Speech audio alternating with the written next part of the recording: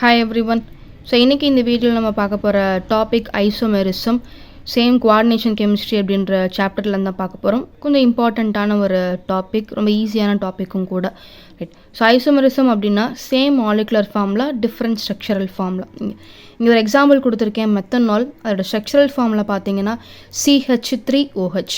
அதே மாலிகுலர் ஃபார்மில் பார்த்தீங்கன்னா C1H4O. இதை சிம்பிளாக சொல்லணும் அப்படின்னா ஸ்ட்ரக்சரல் ஃபார்முலா அப்படின்றது ஈச் அண்ட் எவ்ரி ஆட்டமை அதோட பாண்டிங் பொசிஷனை வச்சு நம்ம என்ன பண்ணுறோம், பிரித்து எழுத போகிறோம்.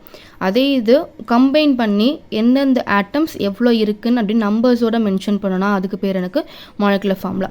இப்போ இதே எக்ஸாம்பிள் பார்த்தீங்கன்னா மெத்தனாலை இங்கே நான் ஸ்ப்ளிட் பண்ணி எழுதியிருக்கேன். அல்கில் குரூப் தனியாகவும் அதோட ஃபங்க்ஷனல் குரூப் தனியாகவும் நான் ஸ்ப்ளிட் பண்ணி எழுதியிருக்கேன். அதே இங்கே இது பார்த்தீங்க அப்படின்னா கார்பன் 1 தான் இருக்குது, ஹைட்ரஜன் 4 இருக்குது, ஆக்சிஜன் 1 அப்படின்ற மாதிரி எந்தெந்த ஆட்டம்ஸ் எவ்வளோ இருக்குது அப்படின்ற நம்பர்ஸை நம்ம கம்பைண்டாக மென்ஷன் பண்ணியிருக்கோம். அப்படி இந்த மாதிரி இருந்துச்சுன்னா அதுக்கு பேர் ஸ்ட்ரக்சரல் ஃபார்முலா. இந்தமாதிரி கம்பைண்டாக போனோன்னா இதுக்கு பேர் molecular formula. So same molecular formula but different structural formula. Okay. Then linkage isomerism. So for எனக்கு இது 2 இயர்ஸ் கேட்டிருக்காங்க, ஒன்று June 24 and 25. ஓகே. ஸோ இது லிங்கேஜ்னா என்ன?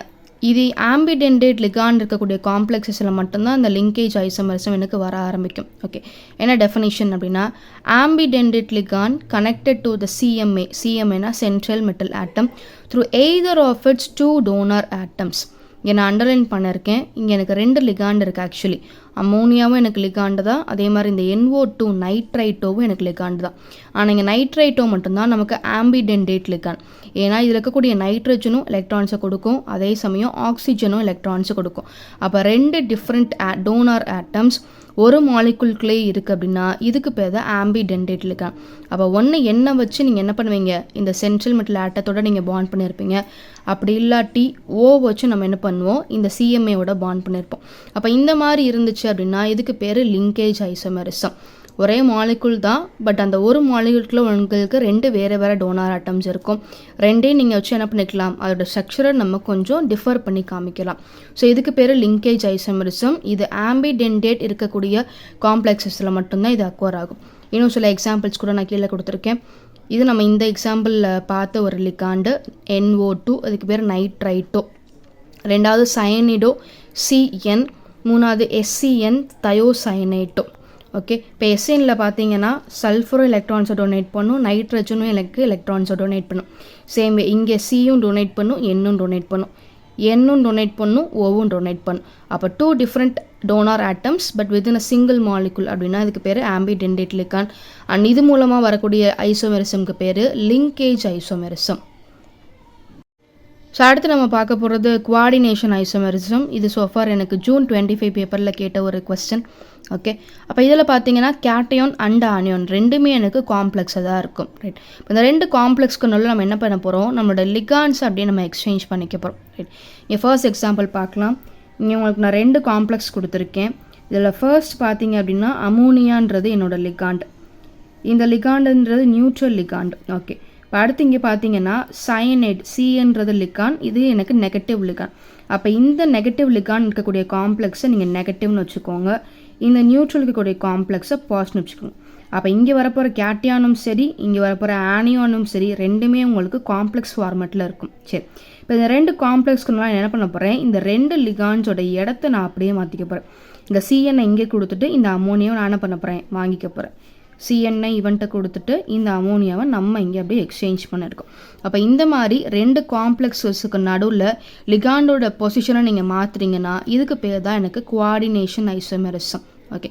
இன்னும் 2 எக்ஸாம்பிள்ஸ் நான் கொடுத்துருக்கேன், இதையும் நம்ம ட்ரை பண்ணி பார்க்கலாம்.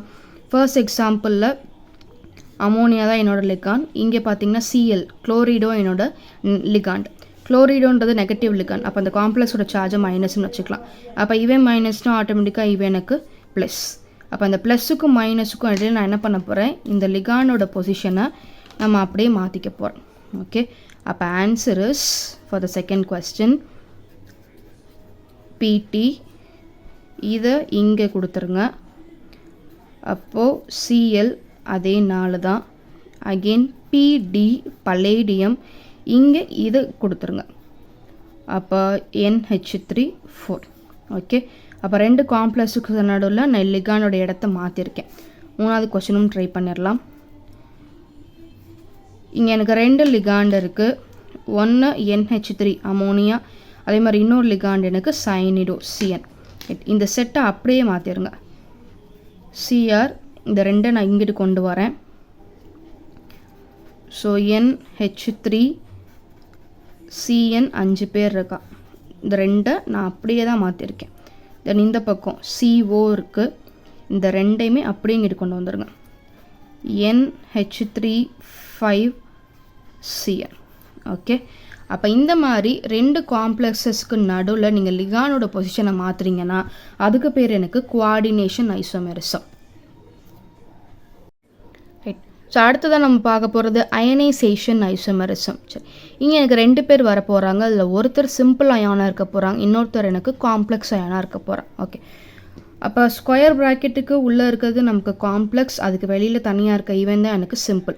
அப்போ ஒரு சிம்பிள் இருக்கும், அதே மாதிரி ஒரு காம்ப்ளெக்ஸ் இருக்கும். சரி, இப்போ இந்த 2 பேருக்கு நடுவில் நான் என்ன பண்ண போகிறேன், I'm going to exchange something. யாரைன்னா சிம்பிளையும் இந்த காம்ப்ளெக்ஸ்க்கு நடுவில் இருக்கக்கூடிய லிகாண்டே நம்ம என்ன பண்ண போகிறோம், அப்படியே மாற்றிக்க போகிறோம். சரி, இதை மாற்றும் போது நீங்கள் 2 விஷயத்த மனசில் வச்சுக்கணும். ஒன்று அதோட நம்பர்ஸ், இன்னொன்று அதோட சார்ஜ். ஓகே, நான் ஃபர்ஸ்ட் வந்து எக்ஸாம்பிள் ஸ்டார்ட் பண்ணுறேன். ஃபர்ஸ்ட் எக்ஸாம்பிளில் பார்த்தீங்க அப்படின்னா இது சிம்பிள், இது காம்ப்ளெக்ஸ்.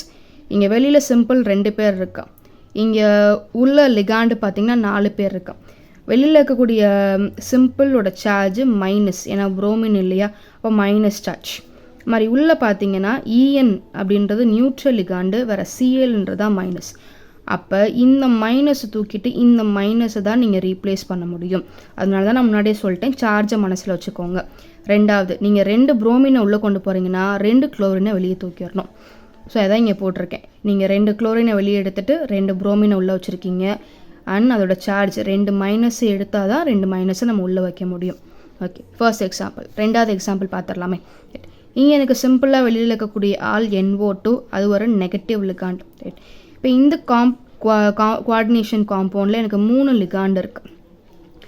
அமோனியாவும் லிகாண்டு தான், CLும் லிகாண்டு தான், BRும் லிகாண்டு தான். அதாவது இந்த சென்ட்ரல் மெட்டலை தவிர்த்து மிச்சக்கூடிய எல்லாருமே எனக்கு லிகாண்டு தான். ஓகே, ஆனால் அமோனியாவோட சார்ஜ் 0, CLோட சார்ஜ் மைனஸ், புரோமினோட சார்ஜும் மைனஸ். ரைட், இப்போ நம்ம என்ன பண்ணலாம், ஒன்று NO2வை CL வச்சு நம்ம இங்கே எக்ஸ்சேஞ்ச் பண்ணிக்கலாம், இல்லை BR வச்சு எக்ஸ்சேஞ்ச் பண்ணிக்கலாம். ஏன்னா அந்த இதோட சார்ஜஸ் தான் எனக்கு சேமாக இருக்குது. ஓகே, நான் என்ன பண்ணுறேன் அப்படின்னா BR வச்சு எக்ஸ்சேஞ்ச் பண்ணுறேன்.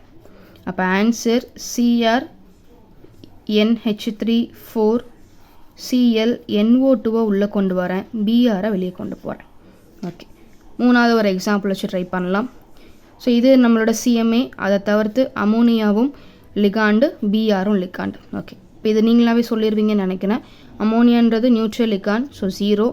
புரோமின்றது நெகட்டிவ் லிகாண்ட். அதே மாதிரி நம்ம இங்கே எக்ஸ்சேஞ்ச் பண்ண போகிற வெளியில் இருக்கக்கூடிய சிம்பிளும் எனக்கு நெகட்டிவ் தான். சரி, இப்போ நீங்களே ஓரளவுக்கு புரிஞ்சுருக்குன்னு நினைக்கிறேன். இந்த BRை வெளியில் எடுத்துட்டு இந்த CLை நான் உள்ளே வைக்கணும். ஓகே, சார்ஜஸை பற்றி பேசியாச்சு. நம்பர்ஸை பற்றி யோசிங்க. ஒரு CL தான் உள்ளே போகுது, அப்போ ஒரு BRை தான் நம்ம வெளியில் தூக்க முடியும்.